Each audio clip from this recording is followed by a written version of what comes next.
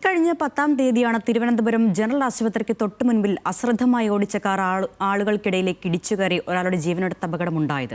ഗുരുതരമായി പരിക്കേറ്റ auto driver Shafi കഴിഞ്ഞ ഞായറാഴ്ച ചികിത്സയിലിരിക്കെ മരിച്ചു. കളിച്ചും ചിരിച്ചും ഒപ്പമുണ്ടായിരുന്ന കൂട്ടുകാരന്റെ വേർപാടിന്റെ വേദനയും ഒപ്പം കണ്ണടച്ച് തുറക്കും മുൻപുണ്ടായ അപകടത്തിന്റെ ഞെട്ടലിലുമാണ് ആശുപത്രിക്ക് മുൻപിലെ ഓട്ടോ ഡ്രൈവർമാർ ഉൾപ്പെടെയുള്ളവർ.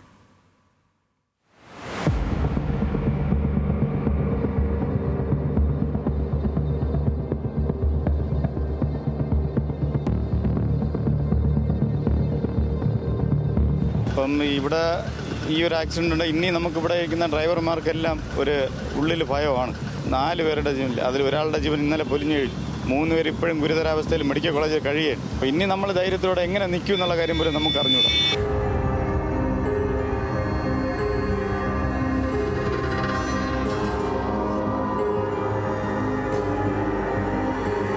നിയന്ത്രണം വിട്ട് അമിത വേഗതയിലെത്തിയ കാറ് കണ്ണടച്ചു തുറക്കും വേഗത്തിലാണ് ആളുകളെ ഇടിച്ചു തെറിപ്പിച്ചത്.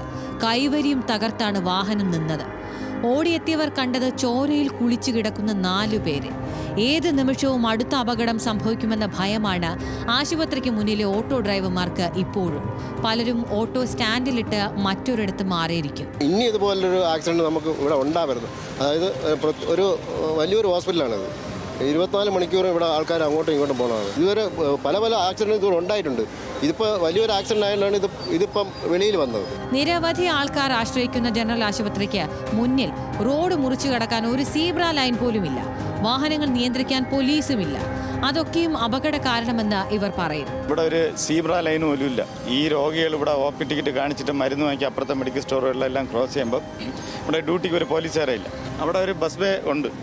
എന്നാൽ അവർ ഇവിടെ കൊണ്ടുപോയി നിർത്തുള്ളൂ. ഇവിടെ നിർത്തിയിട്ട് കിളി ഇറങ്ങിയിട്ട് അകത്തുള്ളവരെ തമ്പാൻ രജിസ്റ്റോടെന്നും പറഞ്ഞ് ഇങ്ങനെ ക്യാൻവാസ് ചെയ്തുകൊണ്ടിരിക്കും. ഒരാഴ്ചയ്ക്ക് മുമ്പ് ഒരു ടിപ്പറും ഒരു ബുള്ളറ്റും ആയിട്ട് ഇവിടെ ഇടിച്ചതേ ഉള്ളൂ. വലിയ സീരിയസ് ആയിട്ട് അവസാനം ആളെ കിടന്ന് വിളിച്ച് ഒരു 100 നാലിലേക്ക് ആ പുള്ളി രക്ഷപ്പെട്ടതാണ്. അറിയാം. ഒരാളുടെ ജീവനെടുത്ത അപകടം കൂടെ ഉണ്ടായ പശ്ചാത്തലത്തിൽ ആശുപത്രി അധികൃതർ തന്നെ ട്രാൻസ്പോർട്ട് കമ്മീഷണർക്ക് ഉൾപ്പെടെ പരാതിയും നൽകിയിട്ടുണ്ട്. ആഴ്ചയിൽ ഒരു ആക്സിഡന്റ് ഇവിടെ ഉണ്ട്. പക്ഷേ ഇത്രയും വലിയ അപകടം ഒരിക്കലും ഈ ജംഗ്ഷനിൽ ഉണ്ടായിട്ടില്ല. 2 പേര് ഇപ്പോഴും അവർ അപകടനില തരണം ചെയ്തിട്ടില്ല. 3 പേര്, ആഞ്ജനേയനെന്നും പിന്നെ ശ്രീപ്രിയ, ഇതുവഴി നടന്നു വന്ന ആശുപത്രിയിൽ വന്നവരാണ് അവർ 2 പേരും.